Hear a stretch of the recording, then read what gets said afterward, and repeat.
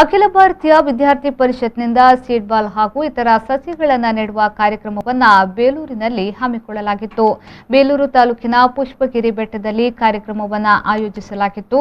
ಕಾರ್ಯಕ್ರಮಕ್ಕೆ ಚಾಲನೆ ನೀಡಿ ಮಾತನಾಡಿದ ಶ್ರೀ ಪುಷ್ಪಗಿರಿ ಮಹಾಸಂಸ್ಥಾನ ಮಠದ ಸೋಮಶೇಖರ್ ಶಿವಾಚಾರ್ಯ ಮಹಾಸ್ವಾಮಿಗಳು, ಪರಿಸರ ಎನ್ನುವಂಥದ್ದು ಎಲ್ಲರಿಗೂ ಬೇಕಾಗಿರುವ ಸಂಗತಿ. ಗಾಳಿ, ಬೆಳಕು, ಆಹಾರ ಇದರಲ್ಲಿ ಕಲ್ಮಶವಾದರೆ ಜೀವನದ ಪರಿಸ್ಥಿತಿ ಹದಗೆಡುತ್ತದೆ. ವಿದ್ಯಾರ್ಥಿ ಸಂಘಟನೆಗಳು ಪರಿಸರ ಉಳಿವಿಗಾಗಿ ಇಂತಹ ಕಾರ್ಯಕ್ರಮ ಮಾಡುತ್ತಿರುವುದಕ್ಕೆ ಪ್ರಶಂಸೆ ವ್ಯಕ್ತಪಡಿಸಿದರು. ಪರಿಸರ ಅನ್ನುವಂಥದ್ದು ಪ್ರಮುಖವಾಗಿ ಎಲ್ಲರಿಗೂ ಬೇಕಾಗಿರುವಂಥ ಒಂದು ದೊಡ್ಡ ಸಂಗತಿ. ಇವತ್ತು ನಾವು ಎಷ್ಟೇ ಟೆಕ್ನಾಲಜಿಯಲ್ಲಿ ಮುಂದುವರೆದರೂ ಕೂಡ ಉತ್ತಮವಾದಂಥ ಗಾಳಿ, ಮಳೆ, ಬೆಳಕು, ನೀರು, ಆಹಾರ ಇವು ಜಗತ್ತಿಗೆ ಭಗವಂತ ಕೊಟ್ಟಿರುವಂಥ ಸಂಪತ್ತು.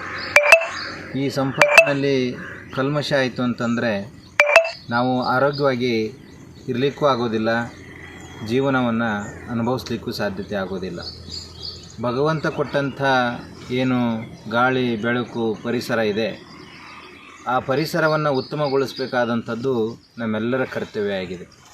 ಪ್ರತಿಯೊಬ್ಬ ಈ ಭೂಮಿಗೆ ಬಂದ ಮೇಲೆ ಭೂಮಿಯ ಋಣವನ್ನು, ಪರಿಸರದ ಋಣವನ್ನು, ಗಾಳಿಯ ಋಣವನ್ನು, ಎಲ್ಲ ಋಣಗಳನ್ನು ಹೊತ್ಕೊಂಡು ಬಂದಿರ್ತೀವಿ. ಆ ಋಣಗಳನ್ನು ನಾವು ತೀರಿಸಬೇಕಾಗತ್ತೆ. ಹಾಗಾಗಿ ಇವತ್ತು ನಮ್ಮ ವಿದ್ಯಾರ್ಥಿ ಪರಿಷತ್ತಿನ ಯುವಕರು ಬಹಳ ಸಂತೋಷದಿಂದ ಈ ಕಾರ್ಯದಲ್ಲಿ ಪಾಲ್ಗೊಂಡಿದ್ದಾರೆ.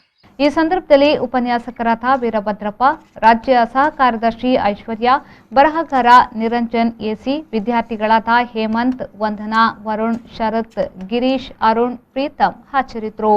ಇದರಿಂದ ನಾಳೆ ತನಕ ನಾವು ಅಭಿಯಾನ ಮಾಡ್ಕೊಳ್ತಾ ಇದ್ದೀವಿ. 10 ಲಕ್ಷ ಸೀಡ್ ಬಾಲ್ ಹಾಗೂ ಪ್ಲಾಂಟೇಷನ್ ಮಾಡಬೇಕು ಅಂತ ಇತ್ತು.